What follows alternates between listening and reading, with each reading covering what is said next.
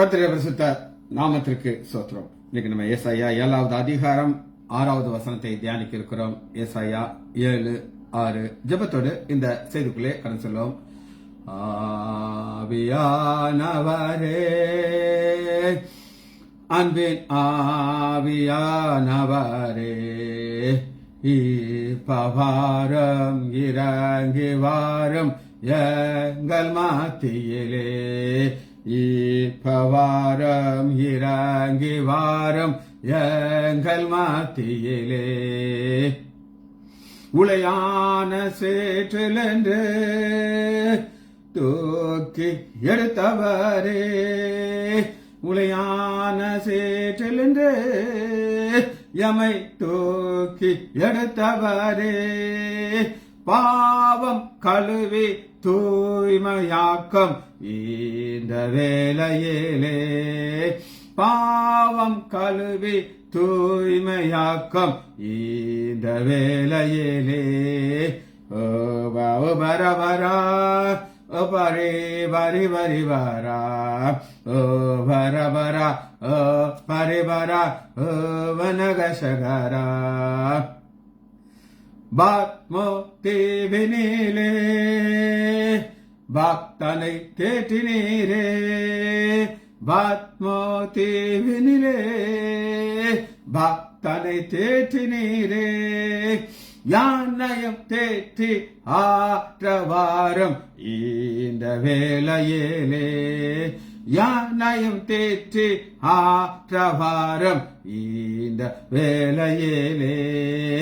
ஆவியானவரே, அன்பின் ஆவியானவரே, இப்பவாரம் இறங்கி வாரும் எங்கள் மத்தியிலே. சீனாய் மலையினிலே இறங்கி வாழ்ந்தவரே, சீனாய் மலையினிலே இறங்கி வாழ்ந்தவரே, ஆத்மதாகம் தீர்க்க வாரும் இந்த வேளையிலே. ஆத்மதாகம் தீர்க்க வாரும் இந்த வேளையிலே. ரகரபரபரா ரிகரி கரி கரி கரா, ரா பரகரா ரே பரிகரா ரி கரி கரி கரா. நேசரின் மார்பினிலே இனிதாய் சாய்ந்திடவே, யான் நேசரின் மார்பினிலே இனிதாய் சாய்ந்திடவே. ஏக்கமுற்றே விரும்பி வந்தேன் வந்தன் பாதத்திலே, ஏக்கமுற்றே விரும்பி வந்தேன் வந்தன் பாதத்திலே. அகரா ரிபரிவா ரிபரிபரா ரே பரிவரா ரே ஹரிவரா ரீ கரி கரிகரா. ஆவியின் வரங்களே நான் யானையும் நிரப்பிடுமே, ஆவியின் வரங்களினால் யானையும் நிரப்பிடுமே. எழுந்து ஜொலிக்க யானை ஊற்றும் இந்த வேளையிலே, எழுந்து ஜொலிக்க யானை ஊற்றும் இந்த வேளையிலே. இயேசுவின் நாமத்தினாலே ஜெபங்களை பிதாவே, ஆமென். கர்த்தருடைய பரிசுத்த நாமத்திற்கு ஸ்தோத்திரம். ஜெயந்தி அக்கா எங்க சம்பந்தி அம்மா praise Lord, Kavitha sister praise Lord, Balasundari praise Lord. இன்னைக்கு நம்ம ஏசாயா 7வது அதிகாரம் 6வது வசனத்தை தியானிக்க இருக்கிறோம். நீ பயப்படாமல் அமர்ந்திருப்பார். இந்த 2 புகைகிற கொல்லிக்கட்டைகளாகிய சீரியாவோடு வந்த ரெட்சினும் ரெமாலியாவின் மகன் கொண்ட உக்கிர கோபத்து நிமித்தம் வான் இருதயம் துவல வேண்டாம். சரி, இதற்கு முதலாக ஒரு வார்த்தை என்ன கொடுத்திருக்காரு அப்படின்னு கேட்டீங்க, டு கோ அவே. எது போகணும்? டு கோ அவே. உன் பயம் உன்னை விட்டு போக வேணும். டு கோ அவேங்கிறதுக்கு என்ன ஒரு எபிரேய வார்த்தை கொடுத்திருக்குன்னா கலாஹ். கலாஹ் கலாஹ். டு கோ அவே GALAH கலாஹ். GA கிடையாது, ஜி கலாஹ். GALA மேல ஒரு கோடு, H ஜலாஹ்.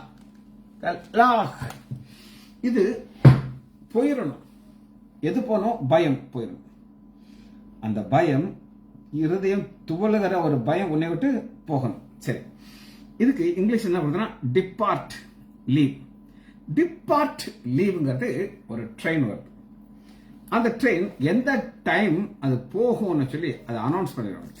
இத்தனை மணி நேரம் இத்தனை டயத்தில் அது டிபார்ட் ஆகி போயிடும்.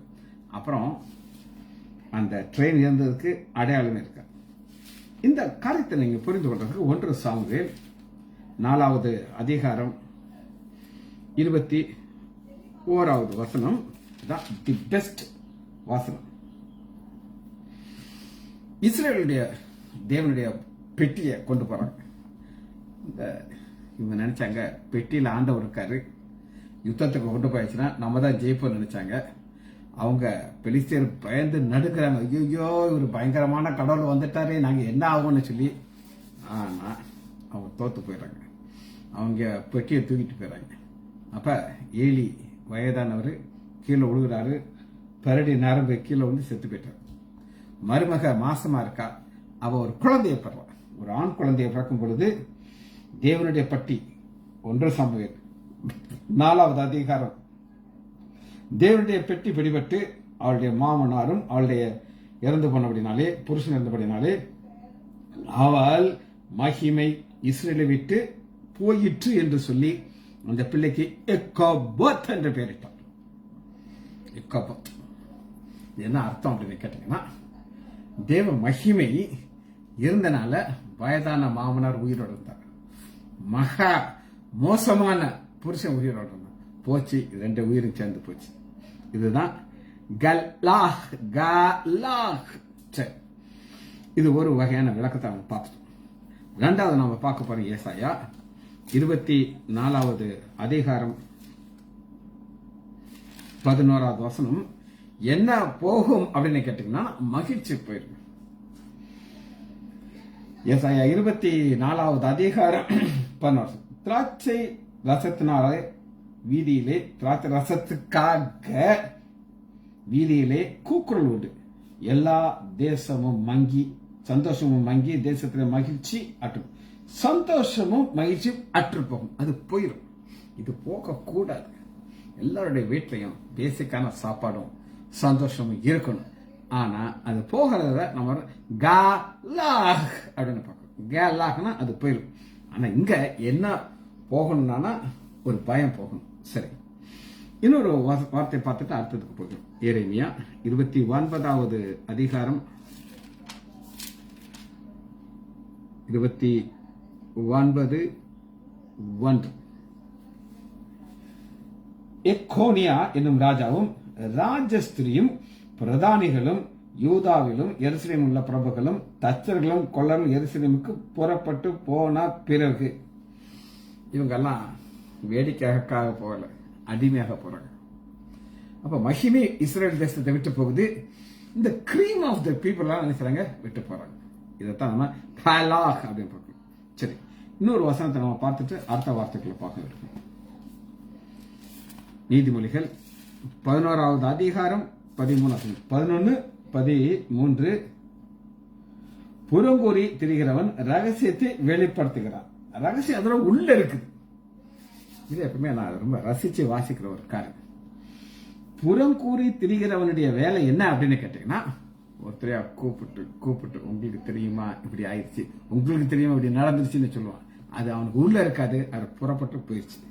சரி, 2வது வார்த்தை வசந்த வார்த்தைங்க, அப்பதான் உங்களுக்கு புரியும். உங்கள் இருதயம் துவல வேண்டாம். இந்த துவல்றதற்கு ஒரு எபிரேய வார்த்தை என்ன கொடுத்துருக்காங்க, சாரி இங்கிலீஷ் வார்த்தை வெக்சிட். இங்கிலீஷ்ல வெக்சிட். ஆனா அதற்கு கிரேக்க வார்த்தை, எபிரேய வார்த்தை தேடி பார்த்தேன் இல்ல, கிரேக்க வார்த்தை நான் உங்களுக்கு சொல்றேன். வெக்சிட், நம்பர் VEXIT, வெக்சிட். இது ரொம்ப ரேரான இங்கிலீஷ் வார்த்தை. இதுக்கு ஒக்கிலோ, ஒக்கிலோ, OCHLEO, ஒக்கேலோ. இதை நீட்டி வாசிங்க. ஓ மேல ஒரு போட்டு ஓல ஆரம்பிய ஓகேலோ, ஒக்கேலோ, OCHLEO மேல ஒரு ஒக்கேலோ. இந்த வெக்சிட்ங்கிறது என்ன அப்படின்னு நான் உங்களுக்கு சொல்றேன். இது எப்ப இது நடக்கும் அப்படின்னு கேட்டீங்கன்னா, ஒவ்வொரு ஏஜ்ல நடக்கும். என்ன ஏஜ்னா, ஒரு சின்ன பிள்ளை இருக்கு, அம்மாட்ட ஒன்று கேட்டு அடம் பிடிக்குது. அம்மா அது போய் வேற ஒன்று கொடுக்குறாங்க, அதை தூக்கி போட்டு எடுத்து எனக்கு இது வேண்டாம், அதான் நான் கேட்டேன். அது வெக்ஸில் செய்வது. ஒரு காலேஜில் ஸ்கூலில் எக்ஸாமில் ஃபெயில் ஆனால் வெக்ஸிட் ஆகி ஒருத்தர் ஒரு ரியாக்ஷன் பண்ணுவாங்க, நான் என்னோட ஸ்கூலுக்கு போக மாட்டேன் அப்படின்னு சொன்னாங்க. எனக்கு தெரியும், நானே போக மாட்டேன். யாருக்கு நஷ்டம் அவங்களுக்கு தான். தூக்கப்பட்டு சாருங்களே நான் பார்த்துருக்கேன். ரிசல்ட்டில் மார்க் குறைஞ்ச உடனே நீட்டில் குறைஞ்சி கொஞ்சம் பேருக்கெல்லாம் அதை செஞ்சாங்க. அது வெக்ஸிட். இனி எங்கள் வாழ்க்கையில் வேறு எதுவுமே இல்லை அப்படிங்கிறது ஒரு முடிவு எடுக்குன்னா வெக்ஸிட். அந்த வெக்ஸிட்டை தான் நம்ம பார்க்குறோம். இந்த வெக்ஸிட்டுங்கிறது இங்கிலீஷ் என்ன கொடுக்குறோன்னா டு டிஸ்டர்ப். இப்போ ஒரு சமாதானம் இருக்கு. நம்ம ஆண்டவராக இயேசு கிறிஸ்து என்ன சொல்கிறாருன்னா, என்னுடைய சமாதானத்தை உங்களுக்கு விட்டு செல்கிறேன், உலகம் கொடுக்கிற பிரகாரமா அல்ல, உங்கள் இருதயம் கலங்கக்கூடாது, வெக்ஸிட் ஆகக்கூடாது. வெக்ஸிட், அதான் அந்த இருதயம் வெக்ஸிட் ஆகாம அந்த ஸ்டெடியா இருக்கும். என்ன வந்தாலும் நான் அதை ஃபேஸ் பண்ணுவேன், எனக்கு தெரியுது இப்படி வரும், ஆனால் அதை வில் ஃபேஸ் இட் அப்படின்னு சொல்லி அதைத்தான் நம்ம பார்க்குறோம். ஸ்ட்ராங்காக எடுக்கிற ஒரு டிசிஷன் அது. இதுக்கு தான் கிரேக்க வார்த்தை. இது ட்ரபிள். இதை நீங்க எங்க பார்க்கலாம் அப்படின்னு கேட்டீங்கன்னா, ஒரு அசுத்த ஆவி வரும்போது அப்படி நடக்கும்னு சொல்லி அந்த ஆத்திர எழுதியிருக்காரு. அசுத்த ஆவி வரும்போது என்ன நடக்கும்னா, அப்போஸ்தலர் 5வது அதிகாரம் 16 5:16 சுற்றுப்பட்டங்களில் உள்ள திரளான ஜனங்கள் பிணியாளிகளையும் அசுத்தாவினாலே வாதிக்கப்பட்டவர்களையும் எதிர்கொள்ளும். அசுத்தாவினாலே வாதிக்கப்பட்டவர்களுடைய நிலைமை என்ன ஆகும்னா, அந்த ஆவி இதுவரை மனுஷனுக்குள்ள இருந்துட்டு மனுஷங்களை வெக்ஸிட் பண்ணிட்டு இருக்கு, அவங்களை கிறுக்காக்கிட்டு இருக்கும். ஒரு உதாரணத்துக்கு ஆல்கஹால் எடுத்துப்பாங்க. என்கிட்ட முன்னாடி ரொம்ப வருஷத்துக்கு முன்னாடி ஒரு கோழி கடை நடத்துகிற ஒருத்தர் வருவார். அவர் சின்ன கடை வச்சிருந்தாரு. ஓரளவு தான் சம்பாத்தியம் கிடைக்கும், குடும்பம் இருந்துச்சு. ஆனால் குடின்னு குடிச்சுக்கிட்டே இருப்பார். அவர் மனைவி பாவமாக இருக்கும். அந்த அம்மா தான் இவரை பராமரிக்கும். ரொம்ப வலி வந்தானா ஆஸ்பத்திரி கூப்பிட்டு வரும். அவர் ஒரு இடத்துல வந்து அட்மிட் ஆவார், சரியாரு. ஒரு ஸ்டேஜில் என்ன ஆச்சுன்னா, அவருக்கு லிவர்லாம் ரொம்ப வீங்கி போய் ஒரு மாதிரி டெலிவரிட்டுக்கு போயிட்டார். ஒரு மாதிரி என்ன சொல்கிறது, கான்சியஸ் லெவல்லேருந்து அன்கான்சியஸ் லெவலுக்கு போக ஆரம்பிச்சு புலம்ப ஆரம்பிச்சார். சீரியஸாக இருக்குமா, நீங்கள் மாதிரி கொண்டு போகிறீங்களான்னு கேட்டோம். நான் சொல்ல ஒரு 15 வருஷம் நான் ரசிக்கப்பட்ட பிறகு, சார் நான் எப்படின்னா என் மாப்பிள்ளை உயிர் தான் சார் முக்கியம்ட்டு போயிட்டு ஒரு 15 நாள் கழிச்சு திரும்ப கூப்பிட்டு வராங்க. அந்த அம்மா நல்லாயிட்டார். எவ்வளோமா செலவழிச்சிங்க? 1.5 லட்சம் சார். எனக்கு கவலையாக இருந்துச்சு. இந்த பொண்ணு எதை வித்திச்சு என்ன பண்ணிச்சுன்னு தெரியாது, பணத்தை கொடுத்து மாப்பிள்ளை உயிரோட கொண்டு வந்துருச்சு. வந்து கரெக்டாக 10 நாள் மறுபடியும் அக்கா, என்னப்பா இப்படி பண்ணுறாங்க சார், வைத்தியம் பாருங்க சார், அதுதான் சார் வந்திருக்கேன்ட்டு ஒரு மாதிரி டஃப்பாக என்கிட்ட பேசினார். ஆனால் அன்னைக்கு அட்மிட் ஆனவர் 2 நாள் வீட்டுக்கு போறாரு, அங்கேயே வந்துட்டார். இந்த வெக்ஸிட். இந்த வெக்ஸிட்டுக்குள்ள என்ன பிரச்சனை அப்படின்னு கேட்டீங்கன்னா, அவருடைய இருதயத்திற்குள்ள ஒரு சமாதானம் இல்லை. அந்த ஒரு ஈவில் ஸ்பிரிட் உள்ள போய் அதை செய்யுது. அதனாலதான் அப்போஸ்தலர் 5வது அதிகாரம் 16 அசுத்தாவினாலே வாதிக்கப்பட்டவர்களை, இது அந்த ஆதாரம் இதை எப்படி எக்ஸ்பிளைன் பண்றாரு, அதான் அதில் கொஞ்சம் பியூட்டி இருக்கு. இந்த லாங்குவேஜ் ஏன் கற்றுக்கொள்ளுங்கிறோம்னா, அந்த வெக்ஸிட் வந்து அது உள்ள இருந்து அந்த மனுஷனை வெக்ஸிட் பண்ணிட்டே இருக்குது, அதாவது டிஸ்டர்ப் பண்ணிட்டே இருக்குது. ஆனா இங்க வந்த உடனே ஆண்டோடைய பிள்ளை அது வெக்ஸிட், ஐயோ இவங்க வந்து என்னை துரத்தி விட்டுருவாங்க. சரி, இதுல இன்னொரு வார்த்தை இருக்குது, அதை நம்ம கற்றுக்கொள்ளும். பி போட்டுருங்க பாருங்க, பாசானிசோ, பாசானிசோ, BASANIZO, பாசானிசோ, ஓ மேல ஒரு போட்டு பாசானிசோ. இதுக்கு என்ன வருதுன்னா டார்மெண்ட் அப்படின்னு. டார்மெண்ட்ன்றது இன்னும் அதிகமான ஒரு பாடுகளை தான் டார்மெண்ட் அப்படின்னு பார்க்கணும். இது நீங்க புரிந்து கொள்றதுக்கு 2 பேதுரு 2வது அதிகாரம் 8வது, நாள்தோறும் அவருடைய அக்கிரமங்களை கண்டு கேட்டு நீதியுள்ள நீதிமான இருதயம் வாதிக்கப்பட்ட நீதிமானது. இருதயம் வாதிக்கப்பட்ட, இப்படி ஒரு வாழ்க்கை வாழ்றாங்களே, பாவ வாழ்க்கை வாழ்றாங்களே. லோத்து ஆபிரகாம் கூட இருந்தவர். ஆனா பிரச்சனை எங்க வந்துருச்சு அப்படின்னு கேட்டீங்கன்னா, ஒரு சாய்ஸ் கொடுக்கிறாரு. அதாவது அவங்களுடைய ஆசீர்வாதம் கூடி கூடி கூடி கூடி வேதம் சொல்லுகிறது அவருடைய ஆஸ்தியினால பூமி தாங்க முடியலையா. அப்ப எவ்வளவுத்துக்கும் அவங்க வெல்த்தியா இருந்திருப்பாங்க. இதோட அவர் என்ன செஞ்சிருக்கணும், பிரச்சனை வருதா அண்ணன் தம்பி நம்ம ஒன்னா இருப்போம், அவங்க எந்தே சண்டை போட்டு போறாங்க அப்படின்னு சொல்லியிருக்கணும். ஆனா சொத்தை பறிக்கிறாங்க. லோத்து பாக்குறாரு, அதாவது சோதோமுக்கு போகிற வழி ஏதேன் தோட்டத்தை போல செழிப்பா இருந்துச்சு. ஆப்ஷன் யாரு கொடுக்கறா அப்படின்னு கேட்டீங்கன்னா ஆபிரகாம் சொல்றாரு, நீ வலதுபுறம் போனா நான் இடதுபுறம் போறேன், நீ இடதுபுறம் நான் வலதுபுறம். ஃபர்ஸ்ட் ஆப்ஷன் உனக்குன்றார். இவர் கண்கள் ஏறெடுத்து பாக்குறாரு, ஆஹா சூப்பரா இருக்கேன்னு போயிட்டு டென்ட்டை போட்டாரு, இருந்தார். சோதோம் மக்கள் எவ்வளவு ஒரு பாவமான மக்கள்னா அவரை செலக்ட் பண்ணிட்டார், இதான் எனக்கு வேணும்னு சொல்லி. என்னுடைய மாப்பிள்ளைக்கு ஒரு பார்ட்டிஷன் ஆச்சு. அவங்க அண்ணன் நான் ஒரு சில சொத்துக்கள் எடுத்துக்கிறேன், நீ இதை எடுத்துக்கோ. ஏன் மாப்பிள்ளை சிலதை எடுத்துக்கிட்டாரு, அவரு சிலதை எடுத்துக்கிட்டாரு, பிரிச்சுக்கிட்டாச்சு. இப்ப நெட்டையோ குட்டையோ எதை அவங்க எடுத்துக்கிட்டாங்களோ அதான் அவங்க பார்க்கணும். இப்ப மாத்த முடியுமா? முடியாது. அதான் நம்ம இங்க பாக்குறோம். 2 பேதுரு 2வது அதிகாரம் 8வது வசனம், நீதியுள்ள தன்னுடைய இருதயம் வாதிக்கப்பட்டு டார்மெண்ட். சரி, 3வது ஒரு பார்த்ததை முடிக்க போகிறோம். ஆண்டவர் என்ன சொல்லுகிறார் அப்படின்னு கேட்டீங்கன்னா, ஃபியர் நாட். ஏசாயா 7வது அதிகாரம் 6வது வசனம், நீ பயப்படாமல். Fear not. ஃபியர் நாட்டுக்கு யாரே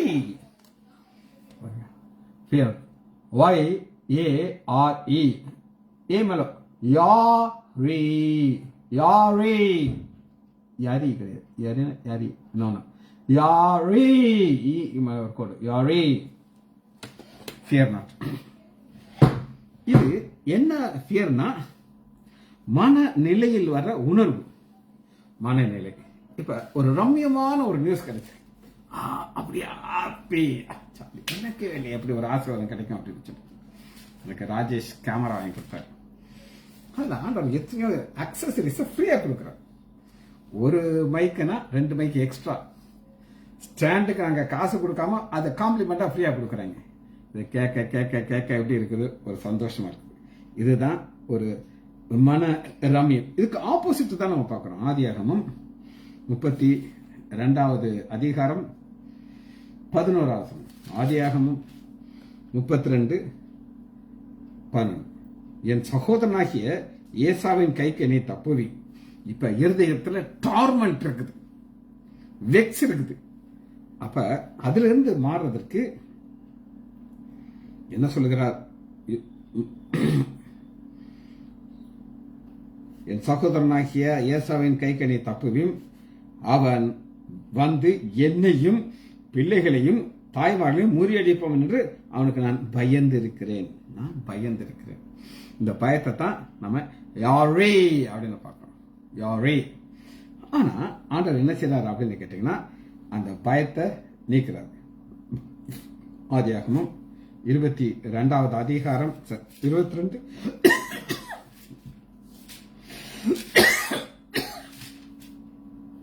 22:18,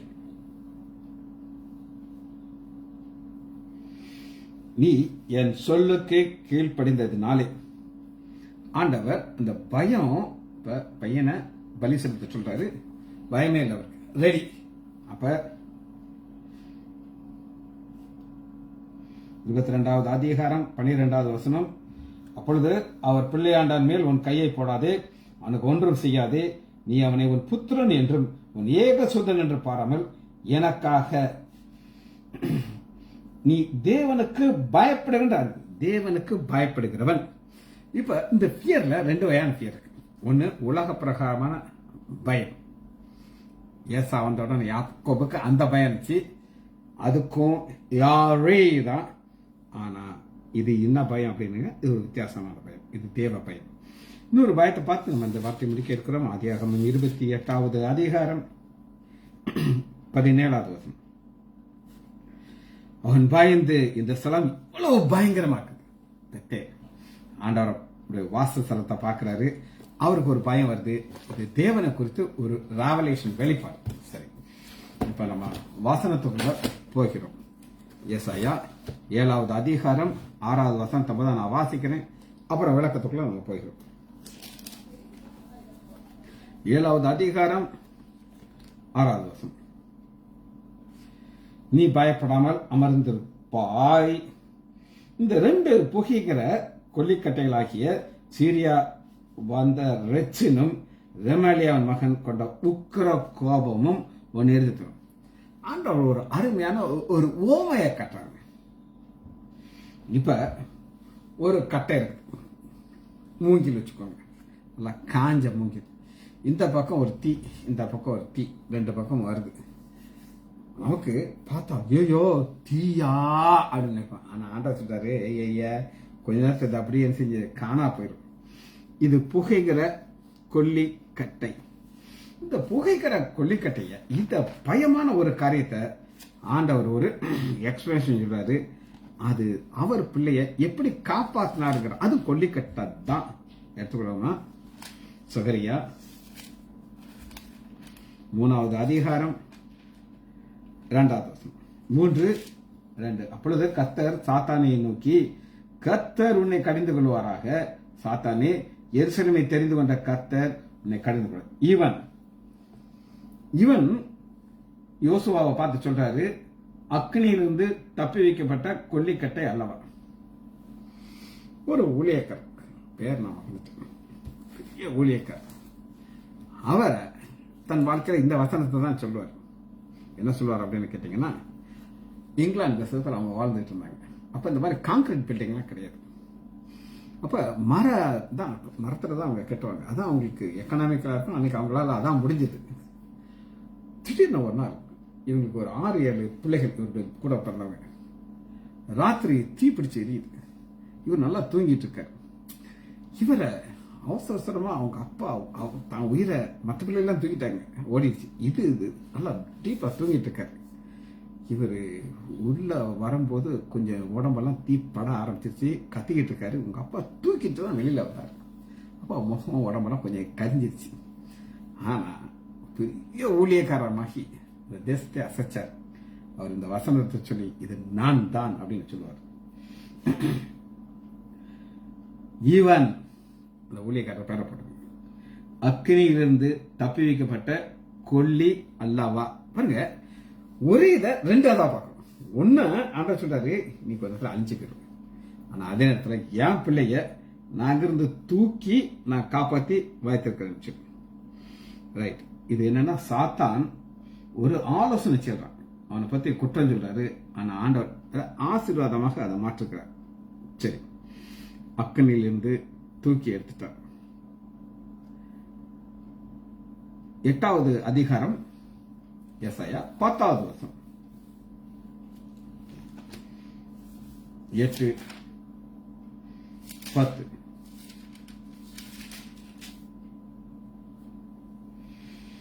ஆலோசனை செய்யுங்கள்.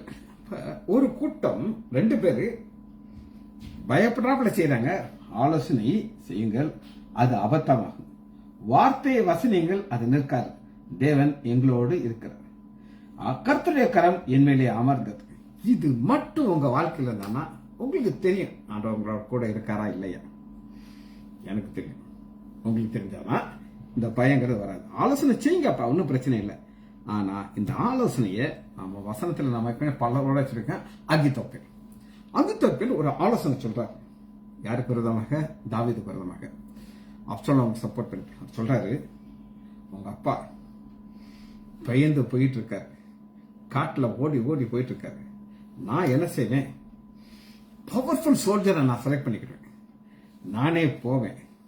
போய் தாவீது ரொம்ப டயர்டாகி, நீ ஓடவே முடியாது, எப்பா நான் கொஞ்சம் ரெஸ்ட் எடுத்துக்கிறேன்ப்பா, நீ ஒரு 1/2 மணி நேரம் என்னை உட்கார விடுங்க அப்படின்னு சொல்லி கெஞ்சி, அவங்க வேண்டாம் வேண்டாம் அப்படி தோத்திக்கிட்டு வராங்க, நம்மளை கொண்டு விடுவாங்க அப்படின்ற விடாய்த்து போய் ஒருத்தர உட்கார வரல.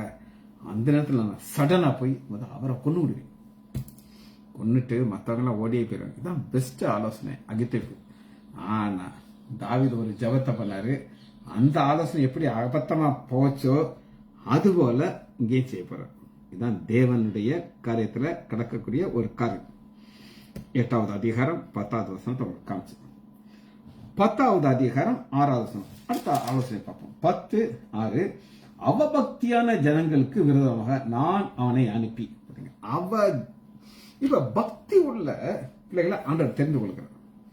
வானத்துல இருந்து பார்த்துக்கிட்டே இருக்கு, அப்படி இமைகள் வந்து பார்த்துக்கிட்டே இருக்கு, என்ன செய்யறான், என்ன பேசுறான், இவனை நான் எப்படி ஆசீர்வதிக்கணும்.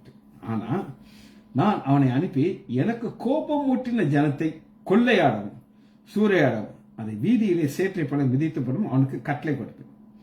எனக்கு கோபம் ஊட்டின ஜனத்தை கொள்ளையிடும். அது யாருங்க கோபம் ஊட்டின ஈழ்த்து மக்கள் இஸ்ரேலர செங்கலை அறக்க வைப்பாங்க. கோபம் வந்துச்சா இன்னும் நம்பரை கூட்டு, ப்ரொடக்ஷனை கூட்டு, ஆனா அவங்களுக்கு கொடுக்க வேண்டிய வைக்கல கட் பண்ணு, இதெல்லாம் செய்வாங்க.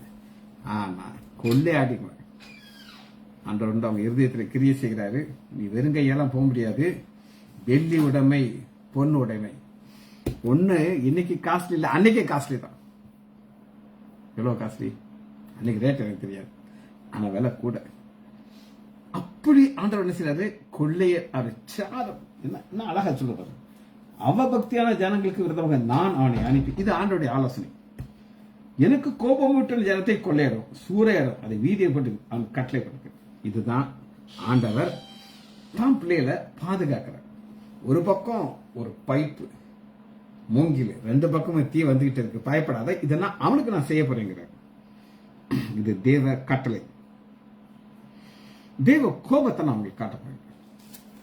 ஏசாயா 38வது அதிகாரம் 29வது வசனம். நீ எனக்கு விரோதமாக கொந்தளித்து வீரியம் பேசின போது என் செவியிலே ஏறியபடினாலே நான் என் குரட்டை உன் மூக்கிலே போட்டு என் கடிவாளத்தை உன் வாயிலே போட்டு நீ வந்தவர்களே திரும்ப அனுப்பப்படுறேன். ஆனா உயிர் இல்லாம அனுப்பாரு. இது எங்க நடந்துச்சு, இப்ப நம்ம எங்க பார்க்க போறோம். தேவ கோபத்தை கோலியாத் ஆண்டோடைய நாமத்தை தூஷிக்கிறான். சொல்றான், நான் அவருடைய நாமத்தை என் கடவுள் பேரை வச்சு தூஷித்தேங்க. அவன் மட்டும் வாயை போட்டுட்டு தான் உயிரோட போயிருப்பான். ஆனா தாவீதுக்கு ஒரு கோபத்தை 30 நாள் விடாம தூசிக்கிறான். டே நைட் 40 நாள் தூசிச்சானா அவனை உத்த கல்லை வச்சு அந்த கதையை முடிச்சிட்டான். அவனுடைய ஆலோசனை ஆண்டது. இது தேவ கோபம்னு சொல்லி ஒரு காரியம். சரி, அடுத்த ஒரு காரியத்தை வாசிக்கிறேன். ஏசாயா 46வது அதிகாரம். தேவ கோபம் 46:10. ஆலோசனை. அந்தத்தில் உள்ளவர்களையும் ஆதியில் முதற்களை இன்னும் செய்யப்படாதவர்களை பூர்வ காரியத்தை அறிவிக்கிறேன். என் ஆலோசனை நிலை நிற்கும், எனக்கு சித்தமானவைகள் எல்லாம் செய்வாய். ஆலோசனை நிலை நிற்கும். தேவனுடைய ஆலோசனைங்கிறது என்ன அப்படின்னு கேட்டீங்கன்னா, நாம் அவரோட கூட இருக்கும்போது அவர் நமக்கு ஒரு ஆலோசனை கொடுப்பார். உதாரணத்திற்கு எங்களுடைய பாஸ்டர் ஜோ டேனியல், நான் ரொம்ப நேசிக்கிற ஒரு பாஸ்டர், ஒரு நாள் எனக்கு ஒரு அழகான ஒரு கிஃப்ட் கொடுத்தார். டிக்ஷனரி. இதுவரை நான் அதை பார்த்தது கிடையாது, அதை எப்படி யூஸ் பண்ண தெரியாது, ஒன்றும் தெரியாது. ஆனா ஆவியானவர் அந்த ஆலோசனை கொடுக்கிறார். ஏசாயா 1வது அதிகாரத்திலிருந்து அந்த ஆலோசனை தொடர்ந்து ஒரு நாளைக்கு ஒரு வாசனம் சொல்லி கொண்டு போயிட்டு, இது ஆலோசனை, இது நிலை நிற்கும், எனக்கு சுத்தமானவை எல்லாம் செய். இது ஆண்டோடைய சித்தத்தினுடைய செயல். கர்த்தருடைய ஆலோசனை கொடுத்து இன்னொரு வசனத்தை உங்களுக்கு காட்டுறேன். சங்கீதம் 33வது அதிகாரம் 11வது வசனம்.